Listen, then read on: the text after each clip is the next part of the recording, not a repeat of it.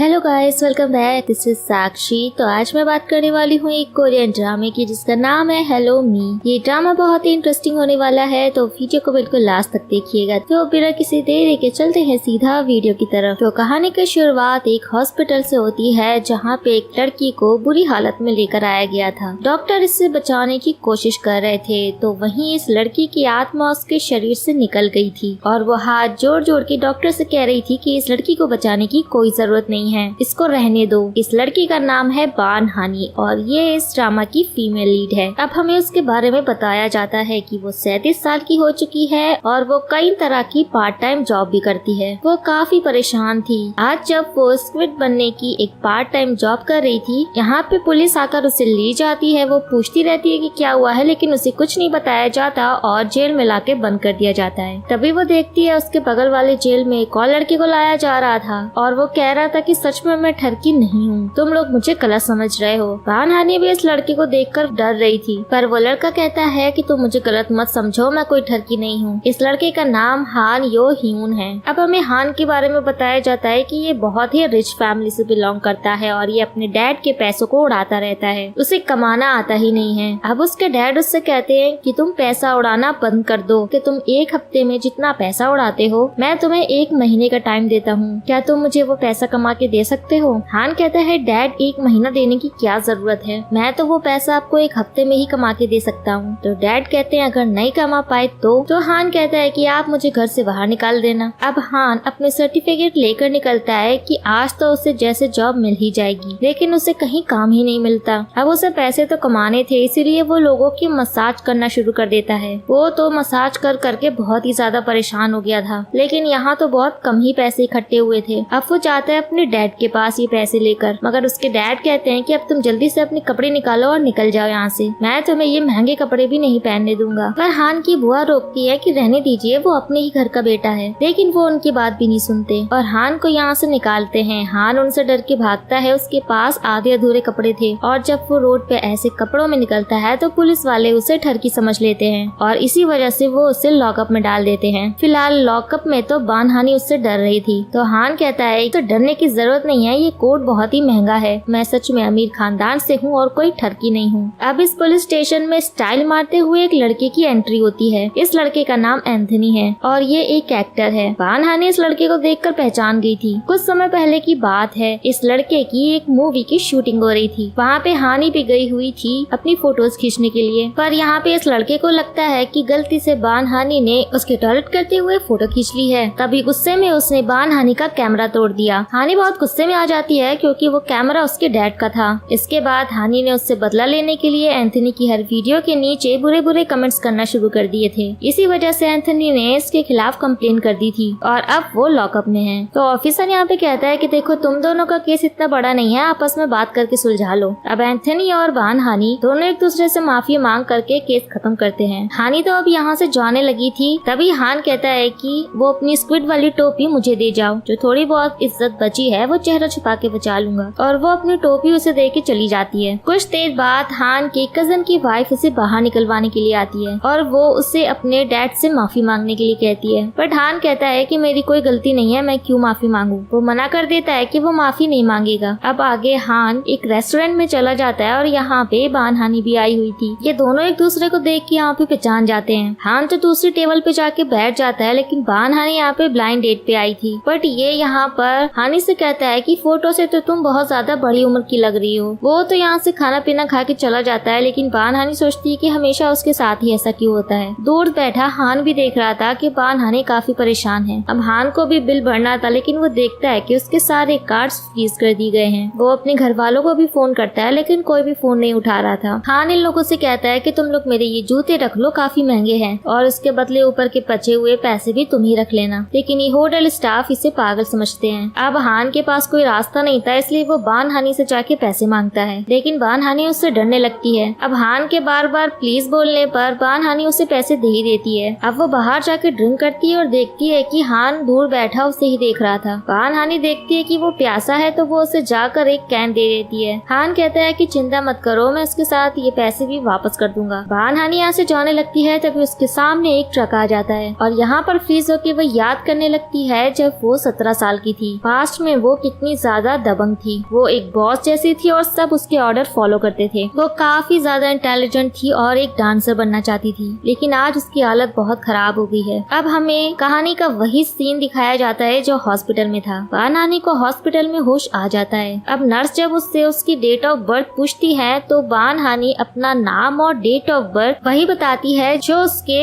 बराबर वाले बेड पे लेटी लड़की बता रही थी। अब बानहानी जब उस पेशेंट को देखती है तो हैरान हो जाती है कि ये तो वही 17 साल की बानहानी है, और वो उससे कहती है कि तुम यहाँ पे क्या कर रही हो। और छोटी बानहानी कहती है कि तुम मुझे कैसे जानती हो और तुम हो कौन। पास्ट वाली बानहानी प्रेजेंट वाली बानहानी को नहीं पहचान रही थी, लेकिन ये तो 17 साल की बानहानी को पहचान सकती है क्योंकि ये तो उसका छोटा ही रूप है। वो बार बार उससे यही पूछ रही थी कि तुम यहाँ कैसे आ सकती हो। डॉक्टर बानहानी को पागल समझते हैं और उसे लेके जाने लगते हैं। अब छोटी बानहानी जब हॉस्पिटल से बाहर निकलती है तो वो हान से टकरा जाती है। वो उसे देखकर कहता है कि तुम थोड़ी जानी पहचानी लग रही हो। तब वो हान से पूछती है कि ये फोन बूथ कहाँ पर मिलेगा, तो वो कहता है कि तुम कौन से जमाने से हो, अब ये फोन बूथ कहाँ पर चलते हैं। छोटी हानी समझ नहीं पा रही थी कि ये सब चल क्या रहा है, सब कुछ इतना बदला हुआ सा क्यों लग रहा है। वो टीवी देखती है और अपनी फेवरेट एक्ट्रेस को इतना बुढ़ा देखकर कहती है कि अचानक से इन्हें क्या हुआ, ये इतनी बूढ़ी क्यों लग रही हैं। तो हान कहता है कि तुमने टीवी कब से नहीं देखा है। उसके बाद वो वहाँ से चला जाता है। तभी ये छोटी बानहानी की नजर आज की तारीख के ऊपर पड़ती है और वो हैरान हो जाती है कि वो 20 साल आगे कैसे आ गई। तब उसे बानहानी की बात याद आती है कि तुम यहाँ पर कैसे आई, और उसके बाद वो तुरंत उसके पास भागती है। तब बानहानी छोटी बानहानी को समझाती है कि मैं 37 साल की हूँ और तुम 17 साल की हो, हम दोनों एक ही हैं। हम मुझे ये बताओ कि तुम पास्ट से यहाँ फ्यूचर में कैसे आई। छोटी हानी कहती है कि मुझे नहीं पता, पहले तुम ये बताओ कि तुमने मेरी शक्ल की क्या हालत बना रखी है। मैं जो इतनी खूबसूरत हूँ, तुमने 20 साल बाद मेरी इतनी बुरी हालत कर दी है। बानहानी कहती है कि ये सब छोड़ो, फिलहाल यहाँ से निकलते हैं। अब वो छोटी हानी को लेकर हॉस्पिटल से निकलने की कोशिश कर रही थी ताकि कोई उन्हें देख न ले, लेकिन तभी ये दोनों फिर से हान से टकरा जाते हैं। वो हानी से कहते हैं कि आंटी कहाँ बच के भाग रही हो, मैंने तुम्हारी जान बचाई है, देखो मेरे हाथ पे कितनी चोट भी लग गई है, तो कम से कम मुझे थोड़े पैसे तो दो ताकि मैं हॉस्पिटल का बिल भर सकूं। वो कहती है कि मैं तुम्हें पैसे दे दूंगी, पर मेरे यहाँ से निकलने में मदद करो। हान इन दोनों की मदद करा देता है। छोटी हानी तो बानहानी के साथ जाने के लिए रेडी नहीं थी, वो अलग जाने लगती है, बट यहाँ सब कुछ उसके लिए अलग था क्योंकि वो 20 साल आगे आ चुकी थी। पर जैसे तैसे बानहानी छोटी हानी को ढूंढ लेती है और फिर उसे घर ले आती है। अब छोटी हानी घर देखकर खुश होती है कि चलो शक्ल तो बिगाड़ दी है लेकिन घर तो अच्छा बनाया है। अब जब वो चेंज करके बाहर आती है तो देखती है कि बानहानी ने काम वाली के कपड़े पहने हुए थे। वो पूछती है कि ये क्या कर रही हो, तो बानहानी कहती है कि अरे ये मेरा घर नहीं है, ये मेरी बड़ी बहन का घर है। तो छोटी हानी को झटका लगता है क्योंकि बचपन में तो उसकी चलती थी, उसकी बड़ी बहन की नहीं। उसकी बड़ी बहन तो उससे दब के रहती थी, लेकिन आज तो उल्टा है, उसकी बड़ी बहन ने उसे ही अपने यहाँ पे काम वाली बना के रखा है। तो छोटी हानी कहती है कि आखिर तुमने इन 20 सालों में मेरे साथ क्या किया है। तभी इनकी बड़ी बहन हायोंग यहाँ पे आने लगती है और बानहानी छोटी हानी को छुपा देती है क्योंकि हायोंग उसे देख के पहचान जाती है। पर थोड़े ही समय बाद छोटी हानी से गड़बड़ हो जाती है, जिसकी वजह से हायोंग बानहानी को घर से बाहर निकाल देती है, सिर्फ आज रात के लिए, क्योंकि उसने उसकी गलती का पूरा इल्जाम अपने ऊपर जो ले लिया था। छोटी हानी भी बचते बचाते बाहर आती है। बड़ी हानी सोचती है कि मुझे अपने पैसे उस लड़के से वापस भी लेने हैं। इसके बाद वो हान को फोन मिलाती है क्योंकि हान ने उसे अपना फोन नंबर दिया था और उससे कहती है कि मुझे पैसों की जरूरत है, मेरे पैसे वापस कर दो। इसके बाद हान भी अपना बोरिया बिस्तरा लेके वहाँ पहुँच जाता है, लेकिन पैसे देने के लिए नहीं बल्कि वहाँ रुकने के लिए। और वो बानहानी से कहता है कि मेरे पास पैसे नहीं है, क्या मैं भी यहाँ पे रुक सकता हूँ। हान कहता है कि देखो तुम्हारी वजह से मेरा हाथ तो काम ही नहीं कर रहा है, थोड़ा तो सोचो मेरे बारे में, मुझे यहीं पर रुकने दो। बानहानी उसे अपने साथ यहाँ रुकने देती है। अब हान की यहाँ भी शहजादों वाली हरकतें शुरू हो जाती है कि सिर्फ अंडे कौन खाता है, तुम्हें तो चिकन भी मंगाना चाहिए था। छोटी हानी उसे गुस्से में घूर घूर के देख रही थी। हान कहता है कि मुझे क्यों घूर रही हो। इसके बाद वो बानहानी से पूछता है कि क्या ये लड़की हमेशा तुम्हारे साथ रहती है, ये है कौन, क्या ये तुम्हारी बेटी है या फिर तुम्हारी छोटी बहन। बानहानी कहती है कि अपने काम से काम रखो। अगले दिन जब बानहानी अपने पार्ट टाइम जॉब पर जाती है तो पता चलता है कि उसे कंपनी से निकाल दिया गया है और उसके ऊपर इल्जाम लगाया गया है कि तुम्हारी वजह से कंपनी की काफी बदनामी हुई है, तुमने इतनी बड़ी गड़बड़ कर दी है। वो गड़बड़ बानहानी ने नहीं की थी, मगर फिर भी बेचारी बार बार माफी मांग रही थी ताकि उसे उसकी पार्ट टाइम जॉब वापस मिल जाए। जब ये सब कुछ छोटी हानी देख लेती है तो उससे देखा ही नहीं जाता। उसके बाद वो बानहानी को बहुत सुनाती है, क्या तुम्हारी कोई रिस्पेक्ट नहीं है, तुमने मेरी क्या हालत बना दी है। जरा देखो मुझे 20 साल पहले मैं कितनी कॉन्फिडेंट थी, लेकिन अब जब से आई हूँ तब से बस यही देख रही हूँ कि हर एक से माफी मांगती रहती हूँ, भले ही गलती तुम्हारी हो या ना हो।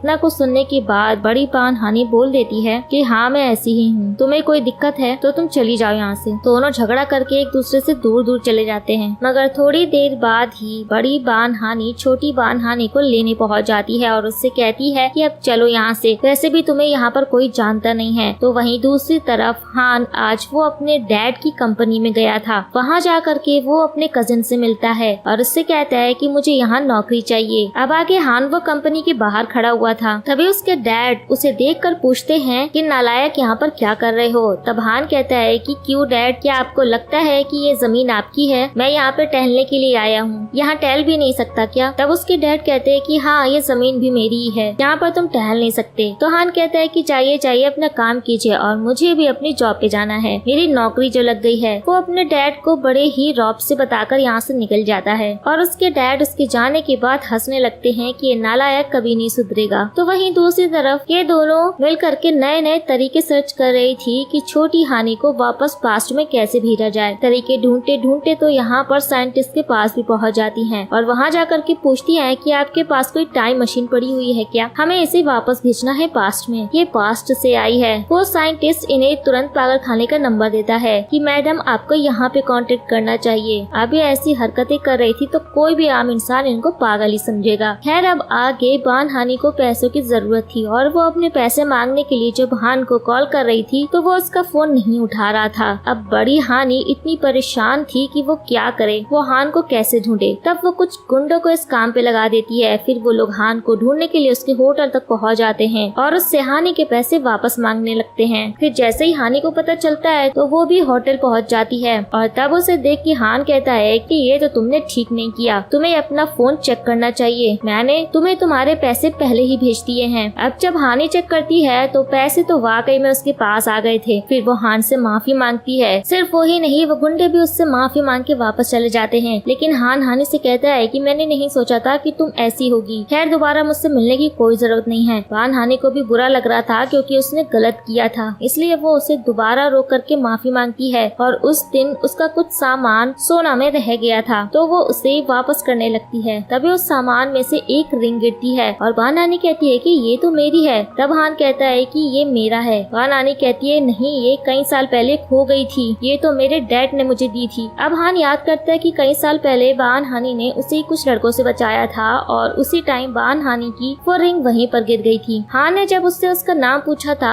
तब बहन हानि ने कहा था कि मैं सुपर हीरो हूँ। अब वो बहन हानि से कहता है कि तुम ये रख सकती हो, अब मैंने तुम्हारा की रिंग ढूंढा है तो तुम्हें भी मुझे ट्रीट देनी पड़ेगी, हम दोबारा मिल सकते हैं। अब आगे हम देखते हैं कि बहन हानि डिसाइड करती है कि अब वो नारेबाजी करके ही अपनी जॉब वापस लेगी। अब वो जहाँ काम करती थी उसी कंपनी के हेडक्वार्टर्स के बाहर जा करके डांस करके प्रोटेस्ट करने लगती है। उसके साथ में छोटी हानि भी थी। असल में ये कंपनी किसी और की नहीं बल्कि हान के डैड की ही थी। अब वहीं जब हान के डैड खाना खाने के लिए जाते हैं तो एक असिस्टेंट उनसे बोलता है कि बस कीजिए और कितना लेंगे, अब आपकी उम्र हो चुकी है। अब वो देखते हैं कि ये असिस्टेंट है कौन, तो वो देखते हैं कि ये तो उन्हीं का बेटा हान है। वो उससे पूछते हैं कि तुम यहाँ कर क्या रहे हो। अब वो कहता है कि मेरे पास इतने सारे सर्टिफिकेट्स हैं तो यहाँ तो मुझे एक असिस्टेंट की जॉब मिली गई। वो उससे कहते हैं कि चले जाओ यहाँ से, तुमसे ये काम नहीं होगा। वो कहता है कि डैड आप मुझे कभी कोई काम करने क्यों नहीं देते हैं। तो उसके डैड कहते हैं कि अगर तुम 100 दिन भी यहाँ पे काम करते हुए टिक गए तो मैं तुम्हें घर वापस बुला लूंगा। हान कहता है डैड अब कह दिया है तो मुकरिएगा मत अपनी बात से। दूसरी तरफ बहन हानि बहुत ज्यादा खुश थी क्योंकि वो किसी के सामने झुकी नहीं थी बल्कि अपने हक के लिए लड़ रही थी। इसी वजह से वो नाचते गाते छोटी हानि के साथ घर पहुँच जाती है और वहाँ उसकी बहन इन दोनों को साथ में देख लेती है। बहन हानि भूल गई थी कि उसे छोटी हानि को छुपाना था। बहन हानि उससे कहती है कि मैं तुम्हें सब समझाती हूँ, लेकिन यहाँ पर तो उसकी बहन कुछ और ही समझ जाती है। वो कहती है कि तुमने सबसे कैसे छुपाया कि तुम्हारी इतनी बड़ी बेटी है। बहन हानि को तो समझ ही नहीं आ रहा था कि उसे क्या बोलना है, लेकिन छोटी हानि बोलने लगती है कि आंटी मेरी मॉम को माफ कर दीजिए, हमने आपको कुछ भी नहीं बताया। बहन हानि हैरान हो जाती है कि आखिर ये चल क्या रहा है। हानि की बड़ी बहन कहती है कि मैं मॉम को कुछ नहीं बताऊंगी, लेकिन तुम दोनों मेरे घर में नहीं रह सकती हो, निकल जाओ यहाँ से। बहन हानि तो मान जाती है, लेकिन छोटी हानि इतनी शांति से चुप रहने वाली नहीं थी। वो सीधे जाती है अपनी बड़ी बहन के पास और कहती है कि आंटी मैं और मेरी मॉम तो यहाँ से चले जाएंगे, लेकिन मेरी मॉम ने जो यहाँ इतने साल तक बर्तन मांजे हैं और पोछा लगाया है उसके पैसे कौन देगा। और वैसे एक और बात आंटी भूलो मत कि आप 20 से टकली हो, ये बात किसी को पता नहीं है, तो अब आप हिसाब बराबर कर दीजिए, हम यहाँ से चले जाएंगे। इसके बाद बड़ी बहन दोनों को मिलने बुलाती है और पैसे देकर कहती है कि अब हिसाब बराबर हुआ। तो अब मेरी नजरों से दूर चली जाना। तो बान हानी कहती है कि नहीं, हमें पैसों की जरूरत नहीं है, लेकिन जब वो अमाउंट देखती है तो वो खुशी से नाचने ही लगती है, क्योंकि वो अमाउंट काफी ज्यादा था, इतना कि इन्होंने अब अपने लिए एक नया छोटा सा घर ले लिया था जो कि इन्हें बड़े सस्ते में मिल गया था। अब आगे बान हानी को हान का फोन आता है और वो उससे कहता है कि तुम भूल गई क्या कि तुम्हें मुझे पार्टी देनी है। हानी कहती है कि अभी मेरे पास टाइम नहीं है, क्योंकि मैं अभी नई जगह पे शिफ्ट हुई हूँ। अब हान ने उस नई जगह का एड्रेस सुन लिया था, तो बस वो उस एड्रेस के बारे में पता करता हुआ पहुँच जाता है वहीं खुद एक रूम लेने के लिए, ताकि वो भी उसी जगह रह सके। हान वहीं पे शिफ्ट हो जाता है और ऐसे ही ये लोग आपस में टकरा जाते हैं। तो हान कहता है कि तुम भी यहीं पे रहती हो क्या? मैं तो बहुत टाइम से यहाँ पे रहता हूँ। बान हानी समझ गई थी कि ये जरूर झूठ बोल रहा है। अब बान हानी वहीं पास स्टोर में जाती है शॉपिंग करने के लिए। तो वहाँ से उन्हें पता चलता है कि तुम जिस घर में आई हो, मैंने सुना है वहाँ पे भूत नहीं रहती है, तभी तो वो बिक नहीं रहा था, शायद इसीलिए तुम्हें सस्ते में मिल गया। अब इन दोनों की हालत खराब होने लगती है। दोनों डरती हुई घर पे पहुँचती है। रात को भी जब सोती है तो उन्हें डर लगता है। अगले दिन अब बान हानी की मेहनत रंग लाई थी, क्योंकि अब उसे उसकी जॉब दोबारा मिल गई थी और इस बार उसे एक डेस्क जॉब मिली थी। इसके बाद वो खुश होकर अपने लिए नए कपड़े खरीदने जाती है। दूसरी तरफ हान के डैड ने उस पर नजर रखवाई हुई थी। हान से तो ये सब काम 100 दिन तक नहीं होने वाला था, ऊपर से उसे पता भी चल गया था उसके नजर रखवाने के बारे में। तो फिर वो उसी सेक्रेटरी को पकड़ लेता है और उससे कहता है कि तुम्हें पता है ना मैं कौन हूँ, तुम्हारे बॉस का बेटा। आज नहीं तो कल मैं वापस जरूर जाऊंगा, फिर तुम्हारा क्या होगा? इससे बेहतर है कि तुम मेरे लिए काम करो। अब वो डर के उसके लिए सारे काम करने लगता है। अब आगे हानी का पहला दिन था ऑफिस में। दूसरी तरफ हान ने अपने ही सेक्रेटरी से कॉफी मंगवाई थी। जब वो कॉफी लेकर जा रहा था तो वो कॉफी बान हानी के ऊपर ही गिर जाती है। उसका पहला दिन ही खराब हो जाता है, लेकिन वो कुछ कर भी नहीं सकती थी, इसलिए उसे ऐसे ही ऑफिस में जाना पड़ता है। यहाँ पर हान की सिस्टर इन लॉ बान हानी को देख करके काफी हैरान होती है कि ये यहाँ पर कैसे, क्योंकि बान हानी भले ही सूट पैंट पहन के आ गई थी, लेकिन काम ये लोग उससे वही करा रहे थे, सर्विसिंग का। अब बान हानी जाती है लोगों के लिए राइस केक लेने के लिए। वो राइस केक लेकर वापस ही आ रही थी कि वो हान से टकरा जाती है और उसके सारे राइस केक नीचे गिर जाते हैं। हान तो उसे देख के खुश हो रहा था कि तुम यहाँ पे, लगता है हम दोनों एक ही जगह पर काम करते हैं, देखो हुआ ना किस्मत कनेक्शन। मगर बान हानी उस पर गुस्सा कर रही थी कि तुम्हारी वजह से मेरा सब सामान गिर गया, अब मैं अंदर जा करके कौन सा मुंह दिखाऊंगी। वो दोबारा से उस शॉप पर जाती है, लेकिन तब तक राइस केक खत्म हो गए थे। अब बान हानी को ऐसे ही वापस जाना पड़ता है। वो सबसे माफी मांग रही थी कि तभी वहाँ हान आ जाता है राइस केक लेकर के। उसे देख करके उसकी भाभी हैरान होती है। असल में हान को यहाँ पे कोई पहचानता ही नहीं है, किसी को नहीं पता है कि वो चेयरमैन का बेटा है। हमें दिखाया जाता है कैसे हान किचन में गया और उसने जल्दी से ये राइस केक बना दिए। यहाँ की शेफ भी देखती रह गई थी, क्योंकि हान ने शेफ बनने की ट्रेनिंग भी ली हुई है। तभी हान की सिस्टर इन लॉ बान हानी से पूछती है कि तुम यहाँ पर क्या कर रही हो, लेकिन बान हानी ने उसे नहीं पहचाना था। लेकिन तभी वो कहती है कि मेरा नाम जियोन है, हम एक ही क्लास में पढ़ते थे। बान हानी काफी खुश होकर कहती है कि अरे जियोन ये तुम हो। लेकिन जियोन बान हानी को देख करके बिल्कुल खुश नहीं हुई थी, बल्कि वो तो उससे ये पूछना चाहती थी कि तुम हान को कैसे जानती हो। वो कहती है कि उस लड़के ने तो मुझसे पैसे उधार लिए थे, बस इसलिए जानती हूँ। जियोन समझ जाती है कि बान हानी को नहीं पता है कि हान इसी कंपनी के चेयरमैन का बेटा है। अब हम देखते हैं कि फिर से छोटी हानी ने मुसीबत खड़ी कर दी थी, जिसकी वजह से उसकी बड़ी बहन बान हानी के पास आ जाती है और कहती है कि तुम दोनों मुझे तंग करना बंद क्यों नहीं कर देती? तुम्हें पता है ना कि मुझे तुम क्यों पसंद नहीं हो, क्योंकि 20 साल पहले डैड हमें हमेशा के लिए छोड़ के चले गए थे और वजह तुम थी। अब बान हानी याद करती है कि 20 साल पहले उसने जिद की थी कि उसे एक ऑडिशन में जाना है, लेकिन उसी दिन उसे बचाते वक्त उसके डैड की डेथ हो गई थी। बान हानी ये सब कुछ याद करके काफी ज्यादा रो रही थी। अगले दिन ऑफिस में जब बान हानी बाकी एम्प्लॉयज के साथ कैंटीन में खाना खाने के लिए जा रही थी, तभी हान जानबूझ के बान हानी को ज्यादा खाना दे रहा था कि तुम ये खा लो, तुम्हें ये भी खाना चाहिए। सभी लोगों से देख के हैरान हो रहे थे कि आखिर वो उसे इतना खाना क्यों दे रहा है। अब दूसरी तरफ हमें एंथनी को दिखाया जाता है। असल में वो अपने पहले प्यार को ढूंढ रहा है और वो लड़की उसे कहीं मिल नहीं रही है। अब आगे बान हानी को ऑफिस के काम से कहीं जाना था, लेकिन उसे कोई टैक्सी ही नहीं मिल रही थी। हान ये देख लेता है और अपने डैड की सेक्रेटरी से कार का इंतजाम कराता है और उससे कहता है कि तुम्हें कहाँ जाना है, चलो मैं तुम्हारी मदद कर देता हूँ। और कोई ऑप्शन ना होने की वजह से वो हान की कार में बैठ जाती है। आगे वो उसके काम में मदद भी करता है। अब वापस आके वो उससे पूछता है कि मैंने सुना था कि वो लड़की जो तुम्हारे साथ घूमती रहती है वो तुम्हें उस दिन मॉम बुला रही थी, क्या वो वाकई में तुम्हारी बेटी है? ये तो बताओ कि तुम्हारा हस्बैंड कहाँ है, मैंने उसे कहीं नहीं देखा। बान हानी कहती है कि हाँ वो मेरी बेटी है और बाकी तुम्हें कुछ जानने की जरूरत नहीं है। अब घर पे रात को बान हानी और छोटी हानी दोनों ही डरने लगती हैं, क्योंकि घर में से अजीब अजीब सी आवाजें आ रही थी। वो यहाँ किसी को जानती भी नहीं थी, इसलिए वो जाके हान को बुला लेती हैं कि जल्दी चल के देखो घर से कोई आवाजें आ रही हैं। तो हान भी आ जाता है घर चेक करने के लिए, लेकिन यहाँ पे इन्हें कोई भी नहीं मिलता है। इसके बाद हान हानी से कहता है कि बहुत ठंड हो रही है, इसीलिए गर्म कपड़े पहना करो वरना ठंड लग जाएगी तुम्हें। और मैं चलता हूँ, तुम्हें फिर से कोई आवाज आए तो मुझे बुला लेना, फिलहाल तो कोई नहीं है। खैर अब अगले दिन ऑफिस में बान हानी का टीम डिनर था। वो टीम डिनर पे सबके साथ जाती है। यहाँ पर उसने कुछ ज्यादा ही ड्रिंक कर ली थी और इसके बाद वो नाचती गाती वापस आ रही थी। तभी हान उसे देख लेता है। वो उससे कहता है कि तुम इतना डांस क्यों कर रही हो, कहीं तुमने कोई लॉटरी तो नहीं जीत ली है। बान हानी कहती है कि नहीं नहीं, तुम भी मेरे साथ डांस कर सकते हो। असल में अब मैं पहले की तरह कॉन्फिडेंट रहने लगी हूँ, इसीलिए मैं बहुत ज्यादा खुश हूँ। हान भी बान हानी के लिए खुश होता है, लेकिन वो थोड़ी ही देर में बेहोश होने लगती है। तभी वो उसे कंधे पे उठा के ले जाता है और वो कहती है कि मेरे डैड भी मुझे ऐसे ही लेके जाते थे। तो हान कहता है कि तो बताओ एक और चक्कर घूमना है क्या तुम्हें। वहीं दूसरी तरफ एंथनी को ये पता चल गया था कि उसका पहला प्यार बान हानी के मोहल्ले में ही रहता है। वहीं जब हान बान हानी को घर वापस लेकर के गया था तभी छोटी हानी पूछती है कि ये सब चल क्या रहा है, तो मेरी मॉम को ऐसी हालत में घर क्यों लेकर आए हो, कहीं तुम लोग डेट पर तो नहीं गए थे, तुम मेरी मॉम को पसंद करते हो क्या। तो हान कहता है कि क्या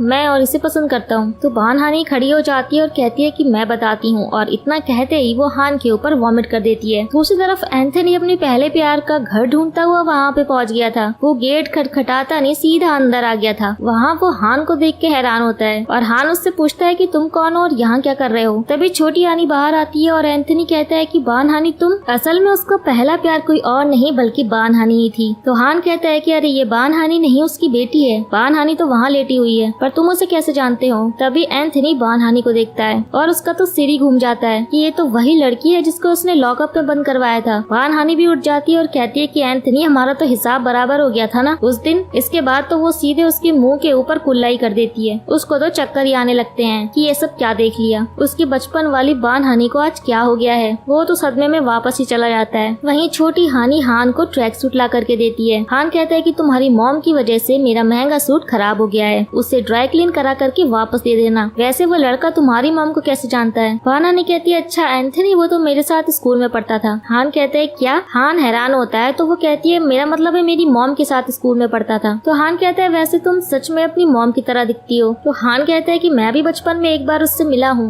हानी पूछती है कब। तो वो बताता है कि एक बार उसने मेरी जान बचाई थी और कहा था कि वो सुपर हीरो है। तो छोटी हानी कहती है अच्छा तुम वो ही रोने वाले लड़के हो। हान कहता है कि तुम्हें कैसे पता। तो छोटी हानी कहती है कि कुछ दिन पहले मॉम ने ही इस बारे में बताया था, अब तुम जाओ यहाँ से। अगली सुबह जब बान हानी उठती है तो छोटी हानी उसकी क्लास ले रही थी कि ये सब चल क्या रहा है, तुम उस हान को डेट कर रही हो क्या। तो बान हानी कहती है ऐसा कुछ नहीं है, लेकिन तभी उनके गेट पे कोई आता है और ये कोई और नहीं एंथनी था। वो इन्हें पैसों का लिफाफा देने आया था। उससे देकर वो जाने लगता है। बान हानी पूछती है कि आखिर हमें ये पैसे देकर क्यों जा रहा है। तो छोटी हानी कहती है कि ये वही पागल है जो स्कूल टाइम में मेरे पीछे पड़ा हुआ था। अब बान हानी पहचान जाती है एंथनी को और वो तुरंत जाकर उसे पैसों का एनवेलप वापस करती है कि हमें ये नहीं चाहिए, तुम आखिर होते कौन हो मुझे पैसे देने वाले। तब एंथनी कहता है कि मैं समझ सकता हूँ कि तुम दोनों को ऐसे रहने में दिक्कत होती होगी, लेकिन वो उसे पैसे देकर वापस चली जाती है। अब आके एंथनी जब कपड़े खरीदने जाता है तो शोरूम के बाहर उसे हान मिलता है। वो हान से पूछता है कि वो उस दिन बान हानी के घर पे क्या कर रहा था, क्या वो उसका हस्बैंड है। तब हान कहता है कि ये मैं तुम्हें क्यों बताऊं, मुझे नहीं बताना। लेकिन एंथनी कहता है शायद तुम्हें पता नहीं है, स्कूल टाइम में मेरा और बान हानी का चक्कर चल रहा था। हान पूछता है कैसा चक्कर। तो एंथनी कहता है ये मैं तुम्हें क्यों बताऊं, और ये कह के निकल जाता है। तो दोनों ही एक दूसरे के बारे में सोच के परेशान थे। अब आगे हान को पता चलता है कि उसके डैड ने उसके अकाउंट को ही फ्रीज करा दिया था। अब वो अपने अकाउंट से पैसे नहीं निकाल पा रहा था। बीच बीच में उसकी बुआ उसकी मदद कर देती थी पैसों के मामले में, लेकिन अब तो वो रास्ता भी बंद हो गया। हान जा करके अपने डैड से झगड़ा करता है कि आप चाहते क्या हो, मेरे पास थोड़े भी पैसे ना रहे हैं, लेकिन वो उसे सीधे बाहर का रास्ता दिखाते हैं। हान बाहर आता है तो वो देखता है कि बान हानी यहाँ एक पोस्टर को पढ़ रही है। वो भी जा करके उसे पढ़ने लगता है। असल में कंपनी में एक नाश्ता बनाने का कंपटीशन होने वाला था। इसमें जिसकी भी नई डिश पसंद आएगी वही ये कंपटीशन जीतेगा और उसे काफी पैसे भी मिलेंगे। हान उससे पूछता है कि क्या तुम कंपटीशन में पार्ट लेने वाली हो। बान हानी कहती है फिलहाल तो नहीं, पर वो उससे पूछती है क्या तुम लेने वाले हो। तो हान कहता है हाँ मुझे तो जरूर लेना ही पड़ेगा, मुझे पैसों की जरूरत जो है। अब जब बान हानी घर पे पहुंचती है तो वो देखती है कि छोटी हानी ने टेबल पे मोमबत्तियां जलाई हुई हैं और ऊपर वाले से प्रार्थना कर रही है कि बारिश करा दो। असल में वो यहाँ पे बारिश वाले दिन ही आई थी, तो उसे ऐसा लगता है कि अगर बारिश होगी तो वो वापस से चली जाएगी। अब बड़ी हानी भी छोटी हानी के लिए काफी परेशान थी, लेकिन बेचारी की मुश्किलें भी कम होने का नाम नहीं ले रही थी। बान हानी से अब काम में एक छोटी सी गड़बड़ हो जाती है और जीवन उसके ऊपर बहुत चिल्लाती है। वो उससे कहती है कि तुम्हारी इस टीम में कोई जगह ही नहीं है, तुम उसके काबिल ही नहीं हो। जीवन उसकी काफी इंसल्ट करती है और बान हानी को ये काफी बुरा लगता है। अब उसने हान की मदद लेकर के ये प्रॉब्लम तो सॉल्व कर दी थी, लेकिन अब वो भी दिखाना चाहती थी कि उसकी भी कोई जगह है, इसलिए वो उस कंपटीशन में पार्ट लेना चाहती थी और उसने जीवन को कैच कह दिया था कि वो इसमें जीत करके अपनी वैल्यू साबित कर देगी। दूसरी तरफ चेयरमैन देखते हैं कि आज उनके ऑफिस से उनकी चेयर तो गायब है। फिर उन्हें पता चलता है कि उनकी चेयर तो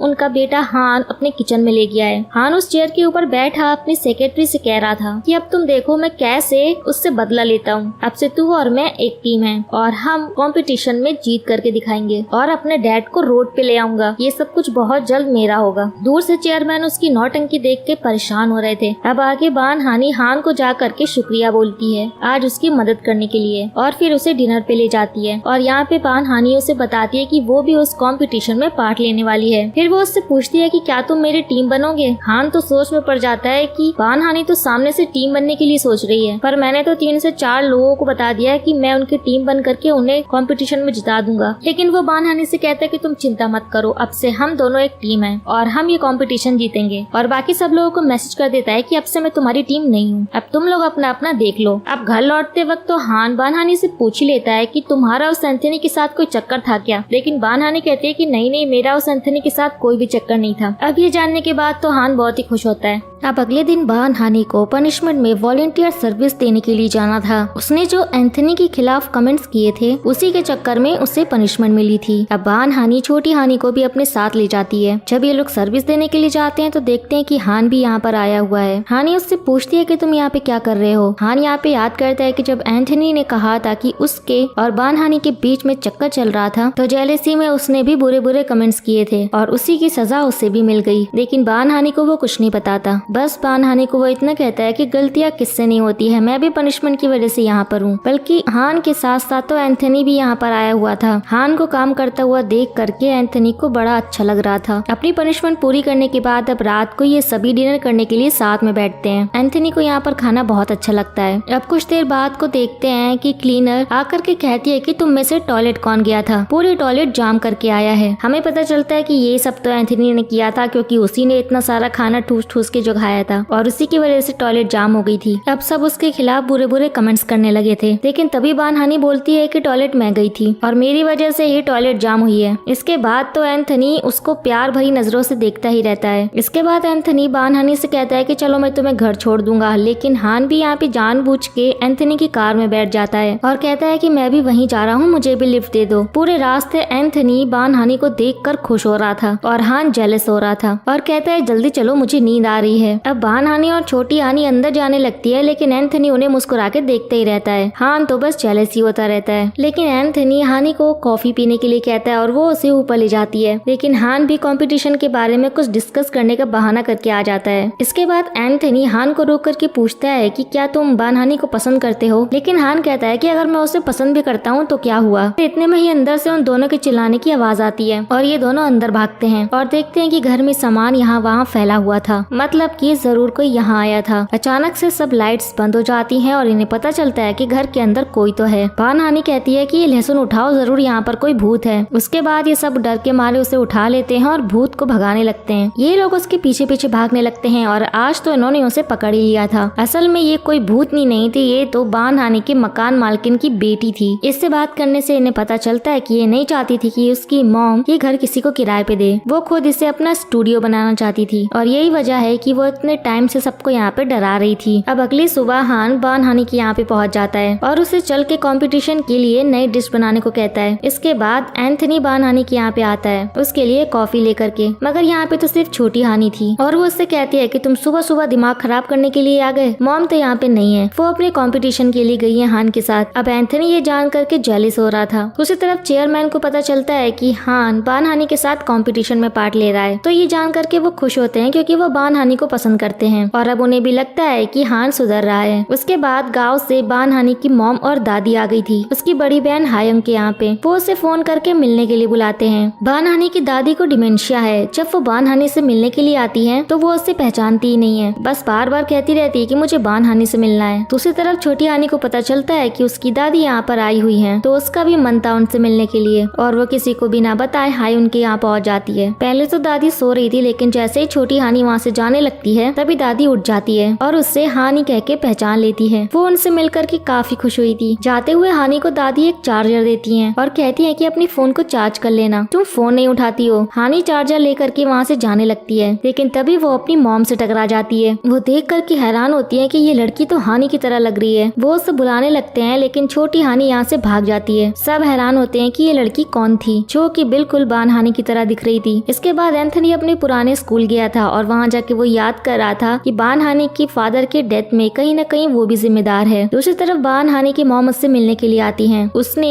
छोटी हानि को तो छुपा दिया था, लेकिन उसकी मॉम पूछती है कि मैंने तुम्हारे जैसे दिखने वाली लड़की को घर पर देखा था, आखिर वो है कौन। बान हानि बहाना बनाती है कि वो तो मेरे दोस्त की बेटी है, वो बस थोड़ी बहुत ही मेरी तरह दिखती है। फिलहाल तो उसकी मॉम ने इस बात पे यकीन कर लिया था। इसके बाद छोटी हानि बान हानि को बताती है कि दादी ने मुझे इस पुराने फोन का चार्जर दिया है, क्योंकि छोटी हानि जब पास्ट से आई थी तो वो अपने साथ अपना पुराना फोन लेकर के भी आई थी, जो कि काफी टाइम से बंद पड़ा हुआ था, क्योंकि उसका चार्जर इनके पास नहीं था। अब ये लोग उस फोन को चार्जिंग पे लगा देते हैं। छोटी हानि उससे पूछती है कि मैंने सबको तो देख लिया, लेकिन डैड कहाँ पे हैं? उसको तो क्योंकि पता ही नहीं था उसके डैड की डेथ हो गई थी। लेकिन बान हानि झूठ बोल देती है कि डैड तो बाहर काम करते हैं, इसलिए वो बहुत कम आते हैं। दूसरी तरफ हम चेयरमैन को देखते हैं, जो कि डॉक्टर से बात कर रहे थे। डॉक्टर उनसे कह रहा था कि आपको अपनी फैमिली को बता देना चाहिए कि आपकी आंखों की कंडीशन ठीक नहीं है, बहुत जल्द आपको कुछ दिखाई नहीं देगा। अब अगले दिन का सीन देखते हैं। बान हानि देखती है कि छोटी हानि सुबह सुबह कहीं जा रही है, तो पूछने पर छोटी हानि उसे बताती है कि उसने एंथनी के साथ एक कॉन्ट्रैक्ट साइन किया है एक आइडियल बनने के लिए। लेकिन बान हानि कहती है कि ऐसा नहीं हो सकता है, क्योंकि तुम पास्ट से आई हो। वो एंथनी के पास जा करके इस कॉन्ट्रैक्ट को कैंसिल करने लगती है। तभी यहाँ पे डायरेक्टर आके कहते हैं कि हमें 2 लोगों की जरूरत है, और बड़ी हानि और छोटी हानि को देख करके वो कहते हैं कि ये दोनों उस रोल के लिए परफेक्ट रहेंगी। अब छोटी हानि की जिद करने पर बान हानि मान जाती है। अब बान हानि जब रेडी होकर के आती है तो एंथनी तो उसे देखते ही रह जाता है। ये फोटोशूट एक फैमिली फोटोशूट था और एंथनी को बान हानि का हस्बैंड बना दिया था, और खुशी के मारे तो वो पागल ही हुआ जा रहा था। दूसरी तरफ हान आज अपने घर गया था, तो उसके डैड कहते हैं कि यहाँ क्या करने आए हो?